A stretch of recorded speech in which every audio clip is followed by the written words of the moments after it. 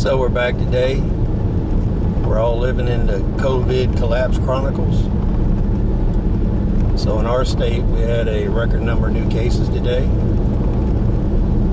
People seem to keep ignoring the reality of the situation. Normalcy bias is rampant in this area. There's a couple things that people need to think about.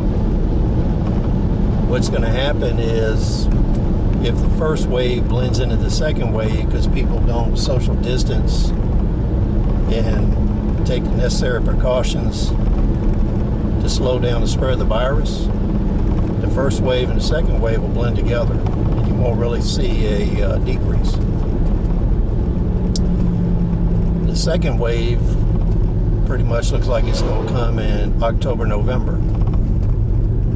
Looking at reports, what people have said, scientists, we know that we're going to have another go around with this. There's a couple things people need to think about, and you're going to have to figure out how to deal with these issues in the time to make your preparations. Think about dealing with it, and what you're going to do is right now before everybody else does. So if you hadn't already, you got to think about how you're going to get through this, what kind of PPE you need, and accessing that PPE. Since this is a long-term situation, you might as well go ahead and order you some PPE, even if it takes 2 or 3 months to get here, because you're going to need it come this winter. The second thing you got to think about is money. How you going to get money, where you going to get it from.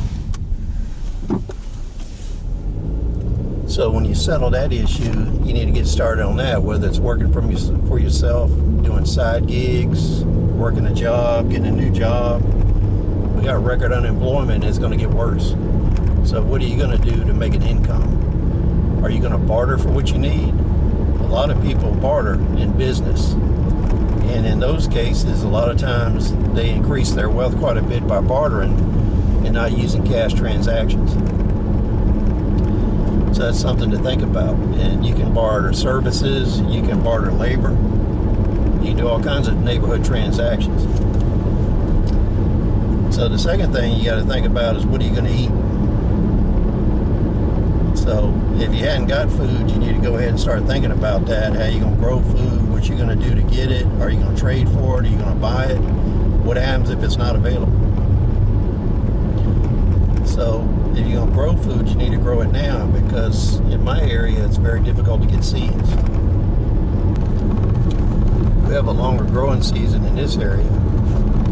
So if you're having problems getting seeds, get what you can get. If you have to, go to the grocery store and just get potatoes. Get you a couple 10-pound bags of white and red potatoes.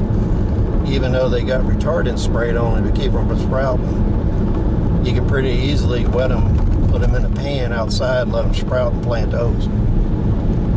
And that could get you a lot of food. You can do the same thing with sweet potatoes. You can put the sweet potato in and get shoots off of it and go ahead and grow those.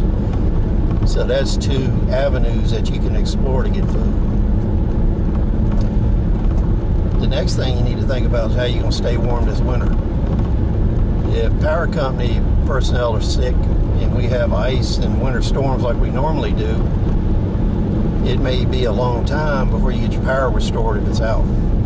The other issue you have is, if you don't have a lot of money, you may not be able to spend the electricity, the gas, or the heating oil. You may have to burn wood. So the time to think about that is now, because very shortly it's going to be very difficult to find a wood stove, firewood, coal, any of that material. So these are the things you got to think about. The sooner you do it, and the sooner you take action, the better off you're going to be, because we're in this for the long haul.